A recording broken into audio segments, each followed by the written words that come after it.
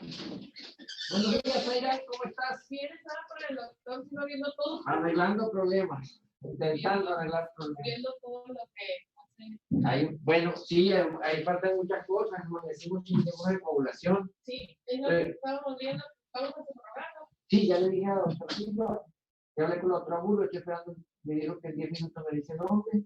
Vamos a mandar todos allá, avísale a Alejandro Molina, que ya le vamos a decir dónde va a enviar lo de los tiempos. Que si tiene algo urgente, también nos avise. Okay. Pregunta en terapia qué hace falta.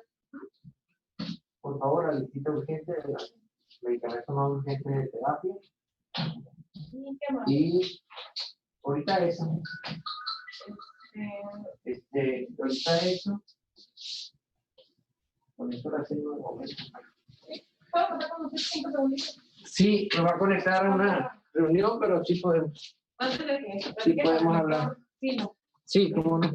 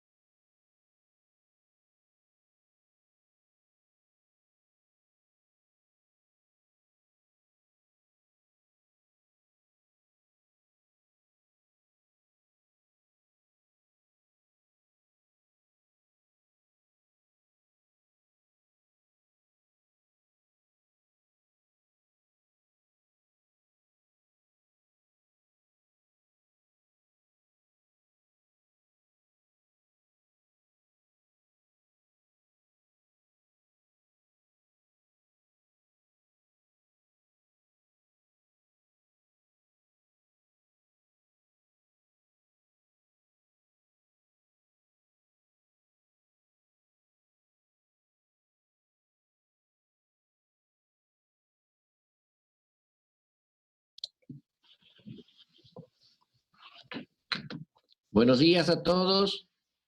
¿Se escucha? Sí, buenos días. Sí, buenos días. ¿Cómo la pasaron ayer? ¿Estudiando o festejando?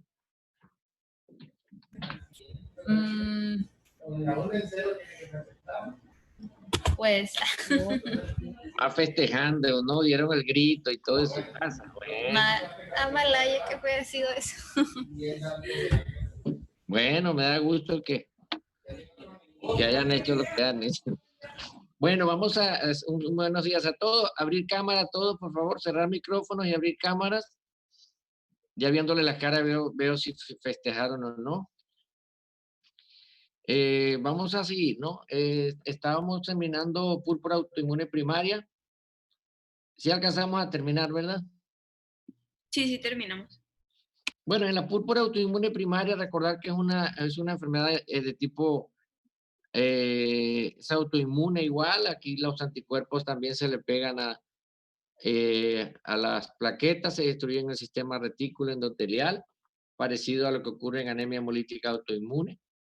En la púrpura autoinmune primaria, recordar que se produce en niños y en adultos, que puede ser aguda y crónica, que a los niños generalmente les va mejor que en el adulto. Y que obviamente, bueno, la fisiopatología hoy en día ha cambiado por el mayor conocimiento o mejor conocimiento de su mecanismo de producción, que no solamente incluye un mecanismo de destrucción en el sistema retículo endotelial por parte del anticuerpo que se le pega o se une a la plaqueta circulante, y sino también hay una falta de producción a nivel de la médula ósea, lo que nos da la pauta de utilizar hoy medicamentos diferentes que son los agonistas de trombopoyetina. Que obviamente el algoritmo diagnóstico es importante, que deben hacer siempre una cuenta manual de plaquetas, además de ver todos los antecedentes del paciente, y que el tratamiento hoy en día ha cambiado precisamente por el advenimiento de medicamentos como los agonistas de trombopoyetina. Es decir, la esplenectomía era casi segunda línea hace unos 20 años, hace unos 10 años todavía, pero ya con el advenimiento de estas nuevas drogas como son el romiplastin y el que es el primero que sale, el primer agonista, y el otro se llama el trombopac. Estos medicamentos, el primero es subcutáneo y el segundo vía oral, hacen que se retrase en algunos casos la decisión de usar la esplenectomía como una medida terapéutica para estos pacientes. Bueno, el aspecto transfusional, que recuerden que se debe transfundir lo menos posible porque es un padecimiento inmunológico, pero que si las plaquetas están abajo de 10.000 o el paciente tiene riesgo inminente de sangrado, hay que transfundir mientras actúan los medicamentos cuya base inicial, recordar que son los corticosteroides, y que generalmente funcionan bien al igual que o al unísono de la inmunoglobulina humana normal, que son los de primera línea. Muy bien, nos queda todavía del primer módulo un tema, ¿verdad? Nos queda hoy el tema de, acuérdenme un poquito porque no he abierto la otra computadora. Hipoplasia medular. Hipoplasia medular. Bueno, ¿a quién le toca? A Carmen. Carmen Gándara. Carmen, ¿cómo está? Bien. ¿Ayer festejó o no? ¿Qué hizo ayer? Sí, hicimos gorditas con chicharrón. Ándale. A veces eso es celebrar el gusto. Tamales y pozole. ¿Quién comió pozole? Pozole rojo. Hay pozole verde. Yo lo probé después de casi tantos años que tengo aquí ya en México, pero no lo había probado. Lo probé en Juventino Rosas, el pozole verde. Muy sabroso. Pero ayer no comí pozole. Bueno, vamos a ver hipoplasia medular. Mire, hipoplasia medular, que es el tema que va a hablar Carmen. Siempre empiezo yo introduciendo un poquito, porque es un síndrome de insuficiencia de la médula ósea o un síndrome de insuficiencia medular. Los síndromes de insuficiencia medular me interesa que lo tengan como una definición, ¿Por qué? Porque ustedes están más familiarizados normalmente con los síndromes de insuficiencia de otros sistemas u órganos. Para ustedes es más fácil comprender la insuficiencia cardíaca, ¿verdad? Es más fácil comprender la insuficiencia renal. También entienden bien la insuficiencia respiratoria, la insuficiencia pancreática, insuficiencia hepática, ¿verdad? Todas esas síndromes de insuficiencia orgánica. La insuficiencia medular o el síndrome de insuficiencia de la médula ósea también existe, es decir, obviamente sin corazón, sin un buen funcionamiento cardiovascular no funcionamos, tampoco pancreático, hepático, o morimos de hecho. También, desgraciadamente, la insuficiencia medular nos va a llevar a la muerte. Cuando la médula ósea deja de producir o fleja y deja de producir elementos formes de la sangre, caracterizados por las 3 líneas celulares, que ustedes ya conocen bien, porque vimos muy bien cuando vimos biometría hemática, que son la serie roja, la serie blanca y la serie megacariocítica.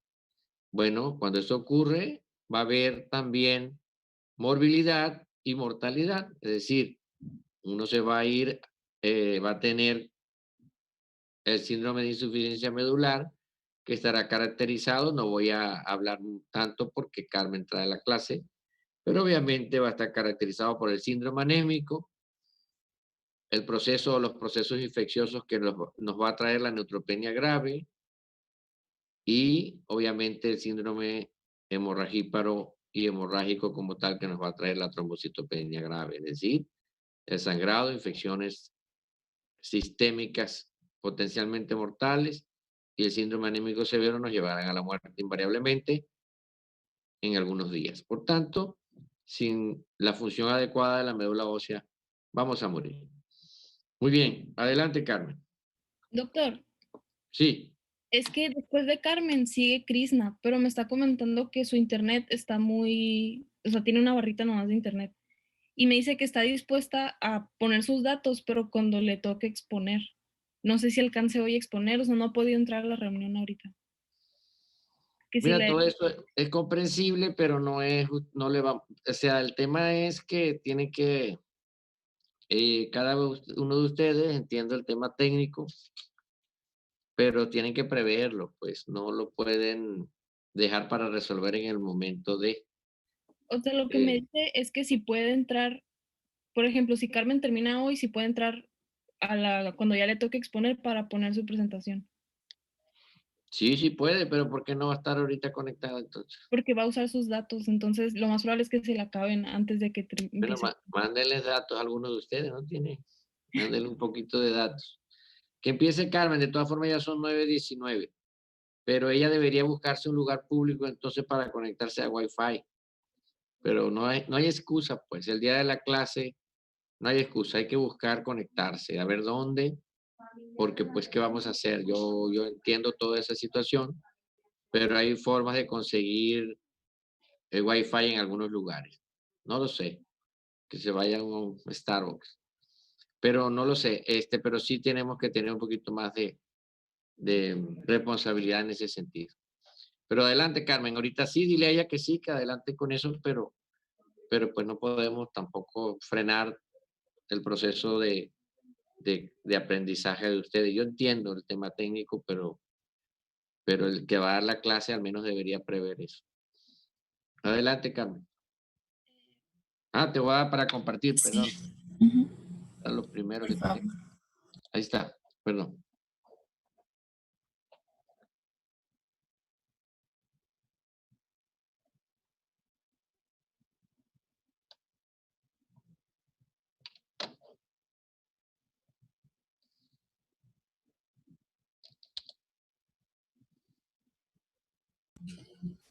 ¿Ya se ve la pantalla? Sí, ya se ve. Ok. Bueno, yo les voy a hablar acerca de la hipoplasia medular y para entrar más en contexto les voy a hablar acerca de la un poco acerca de la hematopoiesis. La hematopoiesis es la formación de células de la sangre, como ya sabemos, y esta va a comprender no solo la formación pues, de eritrocitos, sino también de los leucocitos y pues, las plaquetas, que es la trombopoiesis. Las células sanguíneas tienen una vida media. Esto quiere decir que se van a producir y se van a destruir de manera continua. Por ejemplo, los eritrocitos, pues sabemos que su vida media es de 120 días y, por ejemplo, las plaquetas alrededor de 10 días. En el adulto, las células sanguíneas y las plaquetas se van a formar en la médula ósea, en distintos huesos, como los huesos de la pelvis, los huesos largos, vértebras, esternón y costillas. En el feto se va a dar la hematopoiesis primeramente en el saco vitelino, después en el hígado y posteriormente ya en la médula ósea. Aquí, esto es muy importante comprender para poder comprender, o sea, para poder entender lo que sigue de la presentación. Primero vamos a tener lo que viene siendo la célula progenitora totipotencial hematopoietica, que de esta se van a derivar las demás las células comprometidas que nos van a dar las distintas líneas celulares. De esta, por ejemplo, va a dar la célula progenitora linfoide común, que nos va a dar los distintos tipos de linfocitos, la célula progenitora mieloide común, que esta se va a dividir en la progenitora de los granulocitos y monocitos, y en la célula progenitora de megacariocitos. Y pues ya también, aparte, se va a dar la unidad formadora de brotes eritroides, que esta nos va a dar los eritrocitos. Bueno, ya comprendiendo esto, cómo de una sola célula se producen las distintas líneas y cómo se van diferenciando, podemos entender un poco más la hematopoiesis. Y esta célula progenitora totipotencial hematopoietica se van a identificar distintos antígenos. Entre ellos, el más importante va a ser el CD34, que mediante esta célula pues, se va diferenciando, va a ir desapareciendo.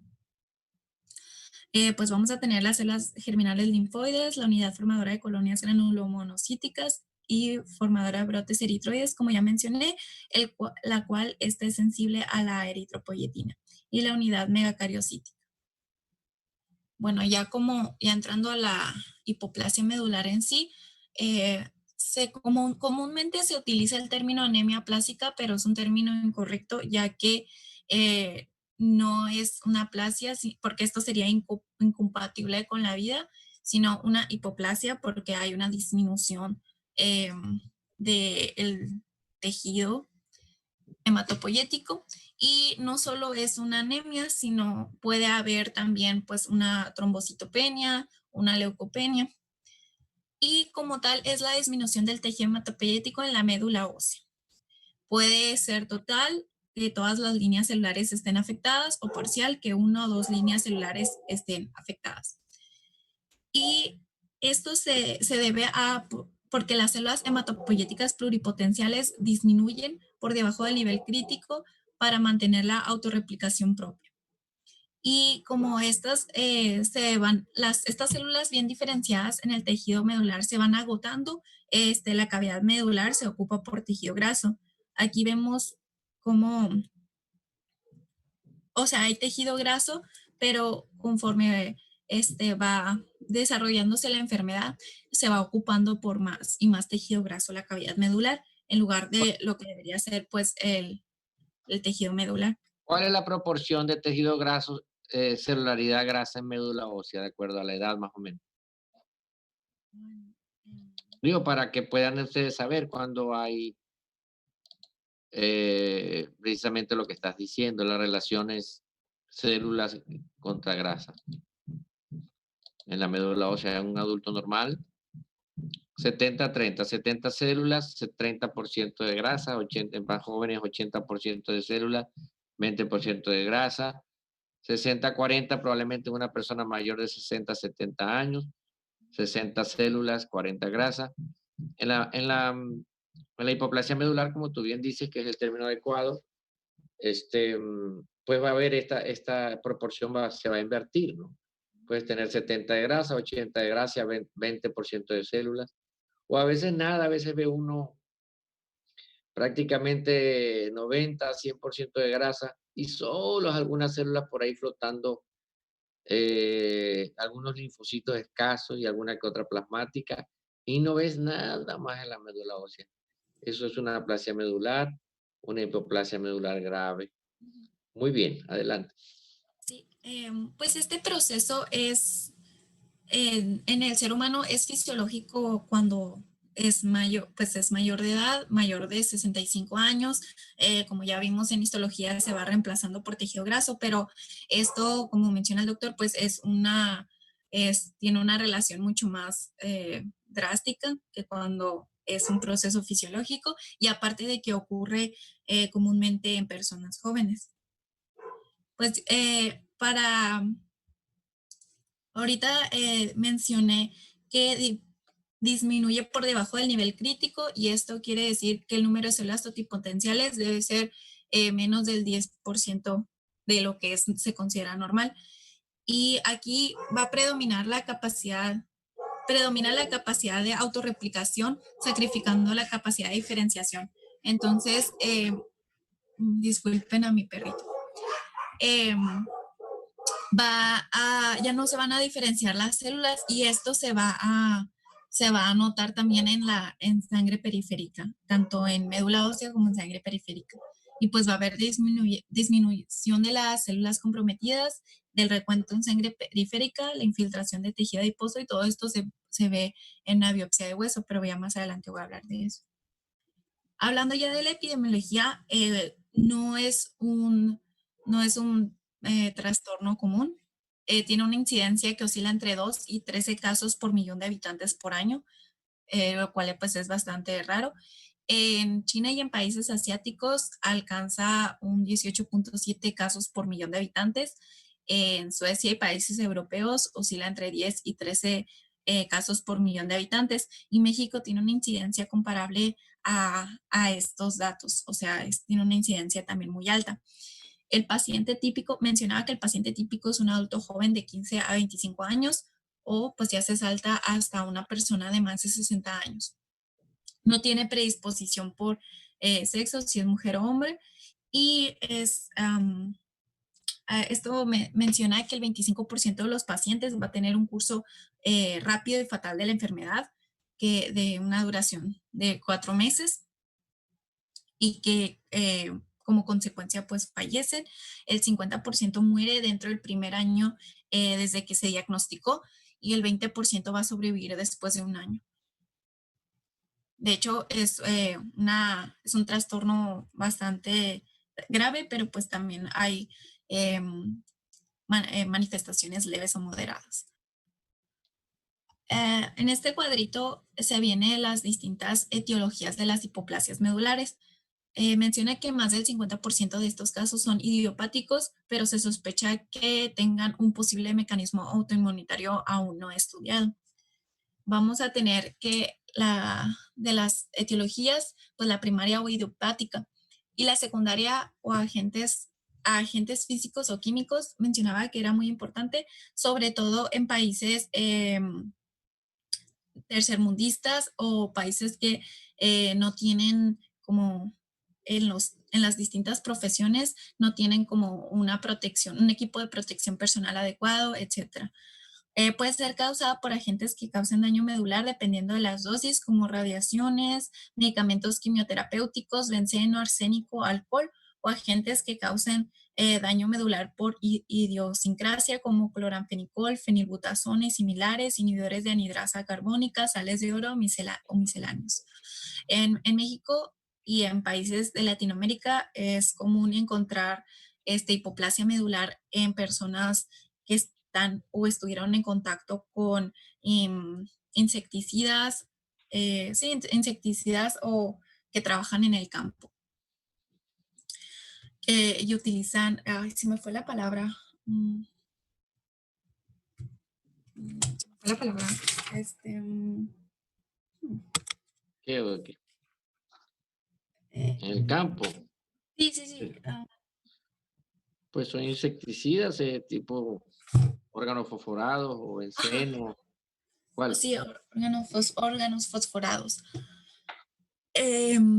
También puede ser secundaria a infecciones, trastornos metabólicos, hay hipoplasias medulares hereditarias o congénitas, anemia de la insuficiencia renal o crónica y aplasia pura de serie roja, ya sea congénita o adquirida.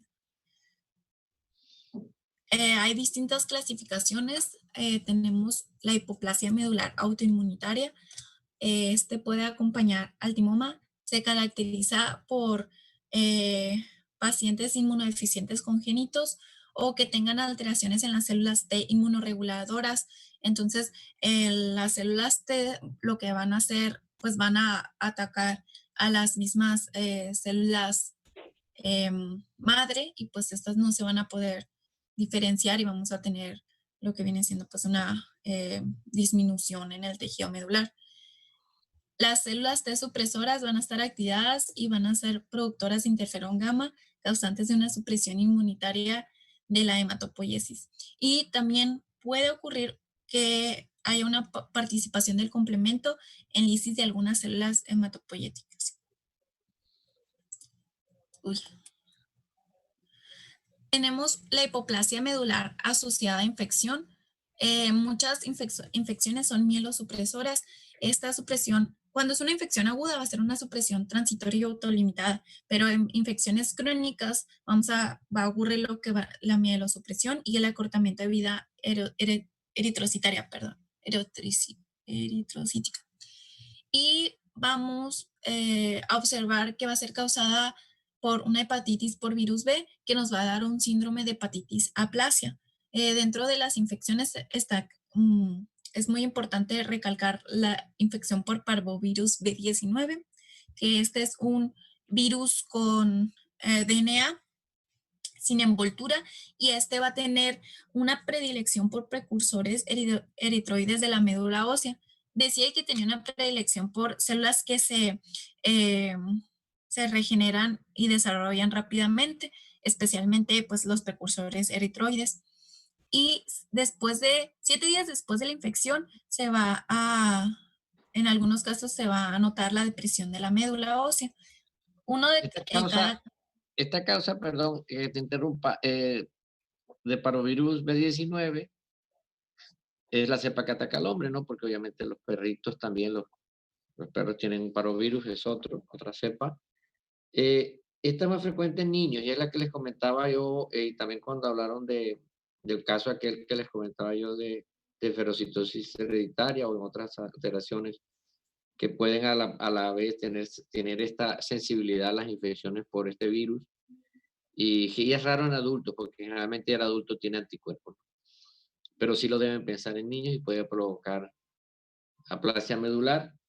Y aplasia medular y aplasia pura de serie roja, de la serie roja pura también puede ocurrir. Adelante, doctor. Sí, una de cada 3 casos que tengan eritroblastopenia, pues también puede desarrollar lo que es la granulocitopenia o trombocitopenia, o ambas, tener las 3 series afectadas. Se va a presentar exantema, fetopatía, hidroxia fetal, cuadros portiarticulares. Sí recalcaba pues que si la infección ocurre cuando la mujer está embarazada, pues puede haber consecuencias en el feto. Y también tenemos las anemias hipoplásticas hereditarias o constitucionales. Aquí hay una lista de aquellas alteraciones congénitas asociadas con la insuficiencia de la médula ósea, recalcando la anemia aplástica de Fanconi y la disqueratosis congénita. Por ejemplo, la anemia aplástica de Fanconi es recesiva, no es común, pero se caracteriza pues por que exista una hipoplasia medular. También tenemos el síndrome de Schwarzman-Diamond, síndrome de Bloom, trombocitopenia megacariocítica, síndrome de trombocitopenia con ausencia de radio y anemia plástica relacionada con síndrome de linfoproliferativo asociado con el cromosoma X. El 20 al 30% de las hipoplasias que se ven en la infancia tienen un origen hereditario, Por eso si vemos que un infante, un niño o un neonato tiene ya sea una eritrocitopenia o granulocitopenia o la pancitopenia con las tres líneas, pues tenemos que pensar que tiene un origen hereditario si aún no está diagnosticado. Aquí en esta imagen está cómo poder, como una manifestación clínica clara de la anemia de Fanconi. A estas personas van a tener una estatura baja, van a tener daños, bueno, no daños, malformaciones en las extremidades como ausencia de carpos. Por ejemplo, aquí no tiene el dedo pulgar, el clásico dedo pulgar de esta enfermedad. También van a tener, por ejemplo, en la piel manchas café con leche, se llaman. Y en estas imágenes son de la disqueratosis congénita, que aquí se va a ver una queratosis en las manos. También tenemos placas blancas en la lengua, ausencia de uñas. Y ya pasando al al cuadro clínico, como mencionó el doctor anteriormente, vamos a tener el síndrome anémico, que se caracteriza por fatiga, taquicardia, palidez, cefalea. Aquí tengo una imagen. Debilidad, falta de fuerza muscular, respiración corta y dificultosa, sensación de que falta el aire. En los ojos va a haber palidez en el interior y color amarillo en la esclerótica. Pues ya mencioné taquicardias, arritmias, palpitaciones, palidez en la piel, mucosas y encías, manos y pies fríos, uñas quebradizas, falta de concentración, mareo, dolor de cabeza, somnolencia, etc. Y vamos a tener infecciones recurrentes por la neutropenia. Entonces van a ser pacientes que se enfermen muy seguido. Vamos a tener el síndrome hemorrágico mucocutáneo secundario a trombocitopenia, pues como va a haber una disminución de plaquetas, pues es muy común que encontremos hemorragias, ya sea en la boca, gastrointestinales, petequias, y también cuando ya es más avanzado, se pueden ver adenopatías cervicales, esplenomegalia. Cuando hay una sobrecarga de hierro post-transfusión, podemos ver una cirrosis secundaria. En la esplenomegalia normalmente es cuando hay un estado de septicemia, como las infecciones van a ser muy frecuentes, pues es común que estos pacientes desarrollen una septicemia. Cuando tenemos las hipoplasias medulares congénitas, pues ya les hablé un poquito de cómo se presentaban estos pacientes. Vamos a tener estatura baja, alteraciones en la piel, alteraciones en extremidades, microcefalia, microsomía, malformaciones renales. Estos pacientes se caracterizan por tener hipogenitalismo y criptorquidia, retraso mental y o sordera. Aquí es importante recalcar este dato clínico. Cuando tenemos una hipoplasia medular grave, el recuento corregido de reticulocitos va a ser menor al 1%, el recuento de neutrófilos va a ser menor a 500 y las plaquetas van a ser menor a 20,000 plaquetas, y la celularidad total por aspirado va a dar menos del 25%. ¿Y cómo vamos a diagnosticar este trastorno? Va a ser por distintos métodos. Vamos a tener, normalmente, lo primero que se hace es un análisis de sangre periférica. Puede ser porque el paciente pues está presentando el síndrome anémico o tiene ha presentado distintas hemorragias, y pues se va a checar, y lo que se va a notar pues va a ser una pancitopenia. Comúnmente que va a tener una anemia normocítica normocrómica o macrocítica, y también se va a presentar una reticulocitopenia. Y aquí puse una imagen de un frotis en donde pues podemos ver que hay pocos eritrocitos, pocos neutrófilos, pocas plaquetas. Entonces ya esto pues nos va a dar datos alarmantes y se va a indicar un aspirado de médula ósea para ver cómo está el recuento de celularidad, y se va a ver que hay una sustitución pues clásica de la médula ósea por el tejido adiposo. Y también esto no es suficiente, también se debe realizar una biopsia de hueso para poder valorar de manera precisa la celularidad y cuantificar la proporción remanente que nos queda de médula para ver si se puede estimular o en qué punto nos encontramos para dar un pronóstico. En el pronóstico tenemos este cuadrito que es el índice de pronóstico internacional, en donde se va a basar en distintos puntos, del 0 a 2 puntos. Primero tenemos los puntos que tienen 0 puntos, blastos en médula ósea menos del 5%, hay un cariotipo bueno, A tiene ver, un un momentito.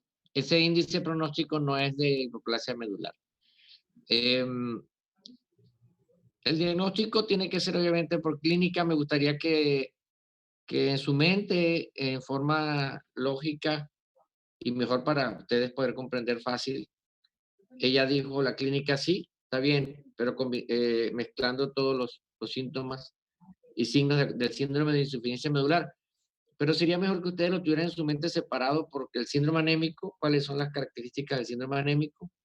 Luego, el síndrome hemorragíparo, que es por la disminución de la cifra plaquetaria, y obviamente el síndrome infeccioso secundario a la neutropenia grave. Porque aquí, y aprovecho siempre esta plática porque el capítulo del paciente neutropénico es precisamente producto de hacer incluso revisiones y hasta libros, porque el proceso infeccioso en un paciente con neutropenia grave es diferente al proceso infeccioso de un paciente inmunocompetente. Es decir, los gérmenes, si se puede decir así, los agentes infecciosos representados por bacterias, virus, hongos y parásitos son diferentes a lo que se presentan en el paciente inmunocompetente. Un paciente con neutropenia grave,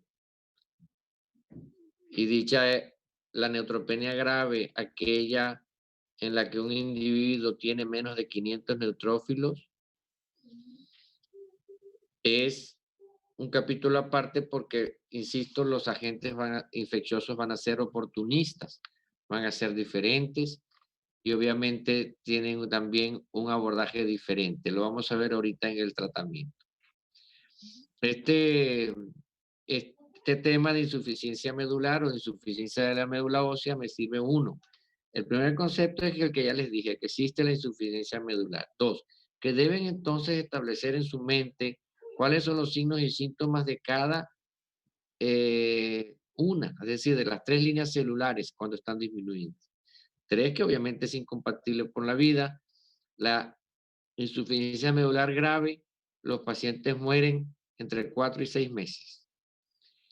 La acotación que hacía Carmen con respecto a que podía haber, por ejemplo, cirrosis por sobrecarga de hierro, va en las hipoplasias moderadas o leves, pero bueno, leves no, porque las leves en teoría no requieren transfusión.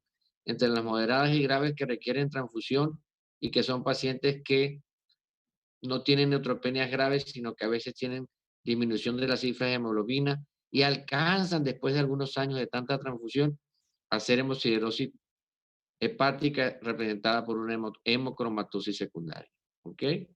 Entonces, ahora, también comentamos que los niños, el 30% tienen un origen hereditario. está bien y hay que decirlo. Pero aquí vamos a representar un poquito el caso que a mí me interesa a ustedes como médicos generales, que es aquel caso relativamente agudo o agudo de una persona adulta o niño que de repente está bien y empieza con el síndrome de insuficiencia medular y que ustedes lo detectan.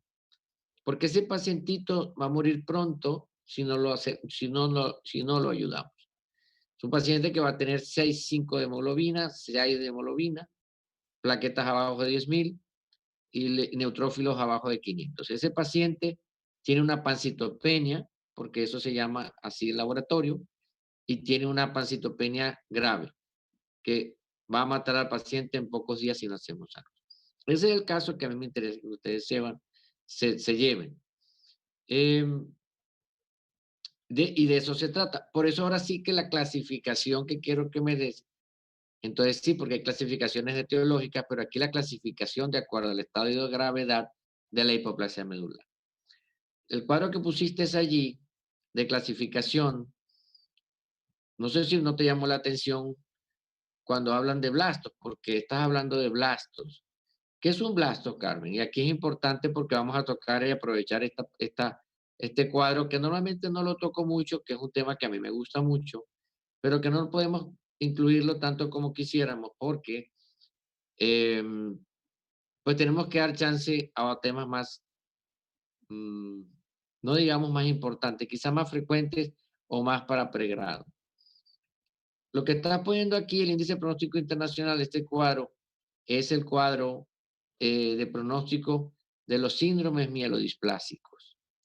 Los síndromes mielodisplásicos es otra entidad nosológica, ¿ok? Pero yo no sé por qué tú no te llamó la atención que hayan blastos en la médula ósea, en la hipoplasia medular. ¿Qué es un blasto?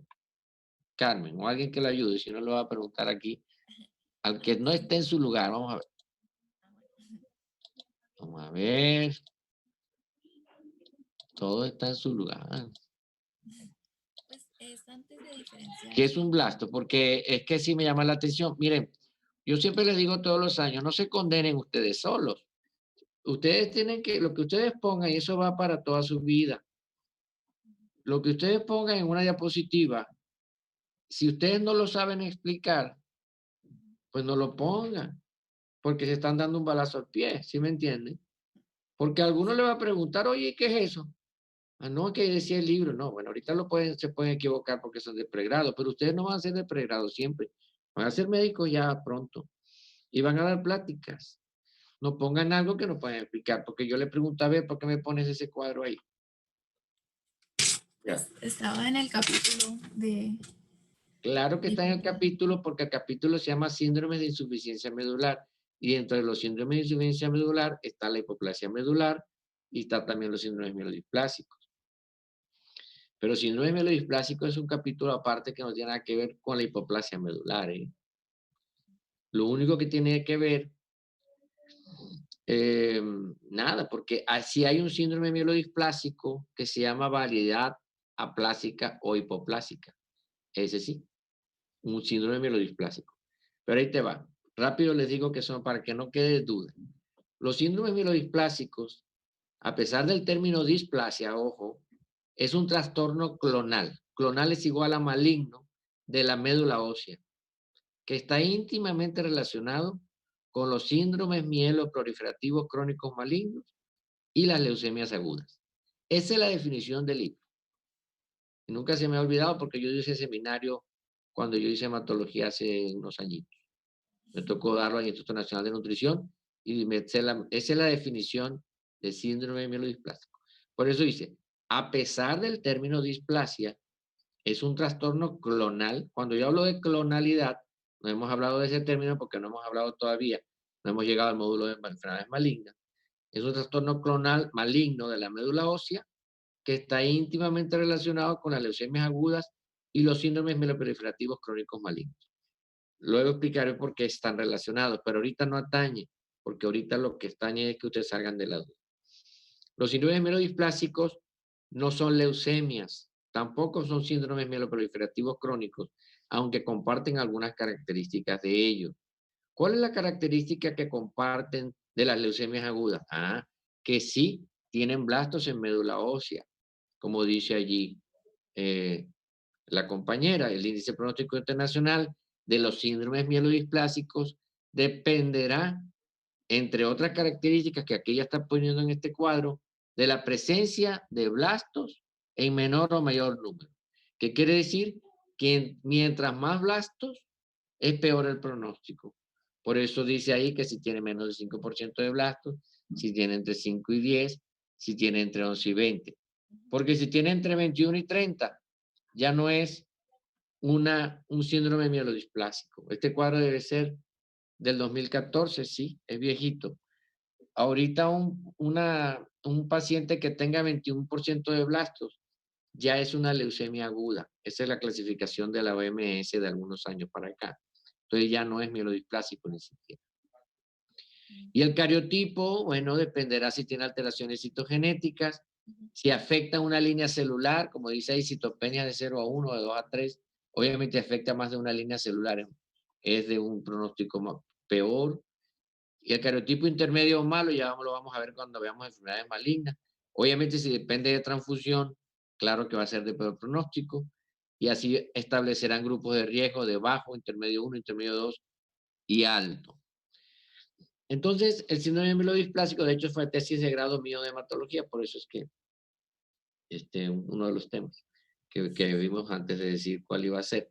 Entonces, este factor pronóstico es de los síndromes mielodisplásicos que no tiene nada que ver con la hipoplasia medular pura. ¿Estamos claros? Muy bien. Ahora sí, ¿cuál es la clasificación de la hipoplasia medular? De acuerdo a las cifras de la biometría hemática. No sé si lo tienes por ahí, Pues nada doctora. más tengo el grave, el que ya presenté. ¿No la traes? No, ¿No, Carmen? no, solo, Porque solo esto. Porque eso es lo más importante. Lo más importante es que existe la hipoplasia medular grave cuando uno tiene menos de 500 neutrófilos.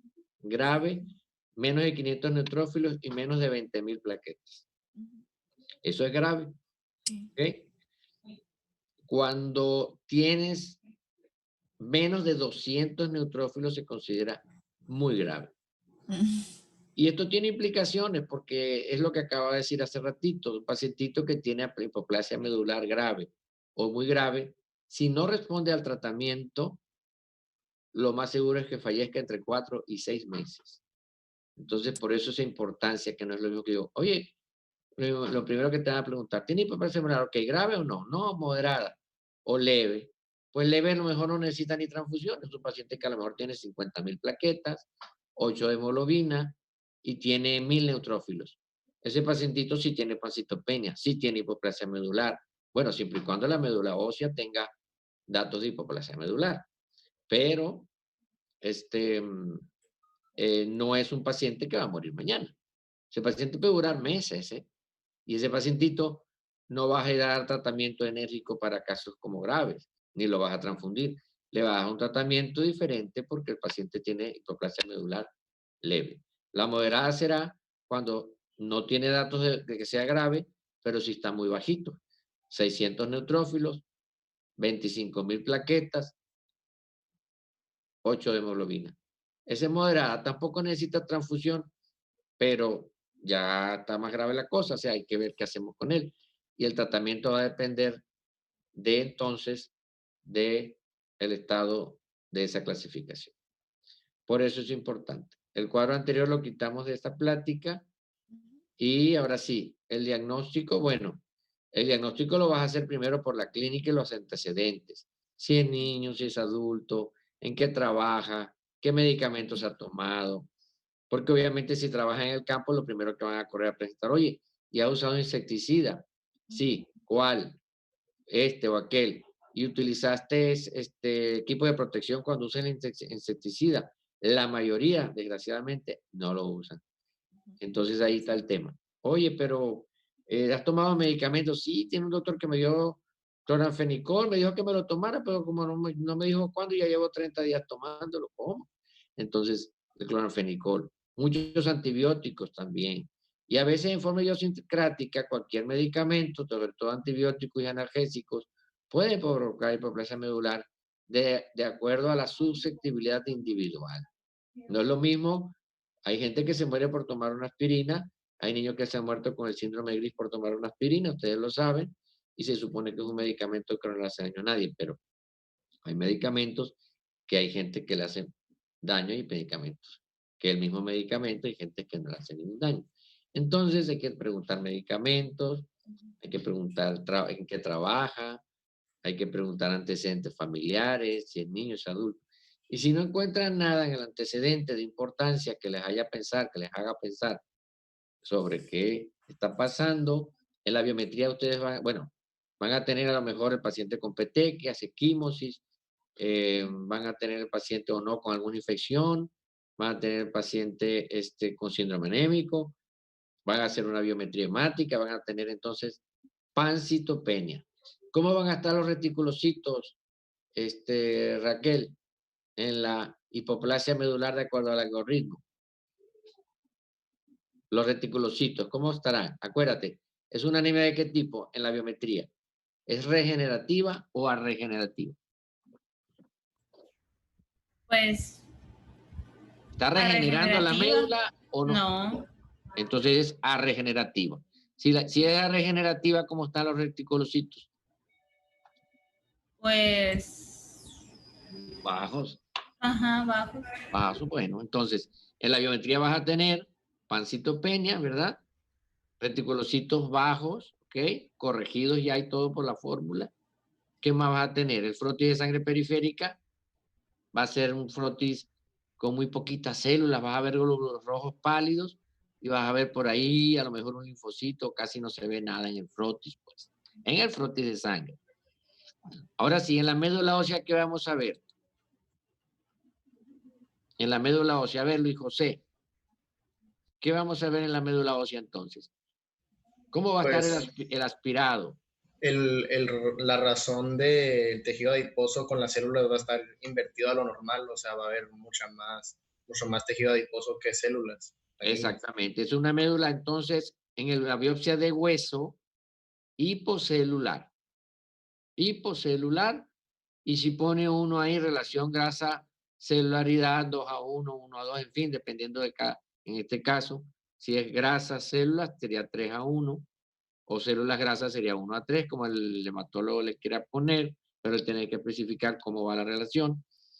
Y compatible con hipoplasia medular, uno no pone nada más. En el aspirado, que solamente aspirar la médula, allí también vas a ver pocas células, pero ahí no puedes ver la relación grasa-celularidad en el puro aspirado. En el aspirado te va a un aspirado seco, no te va a dar celularidad, por lo tanto siempre debe hacerse biopsia de hueso para poder diagnosticar hipoplasia medular, ¿ok? Para compaginar que la pancitopenia en sangre periférica es concordante con lo que estamos pensando en la médula ósea. Todo está bajito, con reticulocitos bajos. Así hacen el diagnóstico, ¿verdad? Bueno, muy bien. Entonces, ese es el diagnóstico. Pancitopenia con médula ósea hipocelular con una inversión de la relación celularidad-grasa o médula ósea por la biopsia de hueso sustituida por tejido adiposo. Muy bien. ¿Qué más con el diagnóstico? Pues yo creo que es todo con el diagnóstico. Ahora sí, el tratamiento, Raquel. Manda. Carmen, pero ya me perdí. Raquel, no, tú no. Carmen. Ok. Entonces quitamos ese cuadrito, ¿no? Del mielodisplásico, ¿verdad? Sí. Doctor, es que Sí. son las 10. Ah, bueno, ¿tienen clase? Sí. Ok, entonces dejamos así, el tratamiento lo vemos el miércoles. Y seguimos ya con el primer tema del módulo de maligno, que creo que es leucemia, para que estés preparado. Y bueno, recuerden que el 21 deben entregarme, que precisamente coincide con el inicio de este módulo, el ensayo. Bueno, muchas gracias. Cualquier Feliz duda, tarde, doctor. a ustedes, que estén muy bien.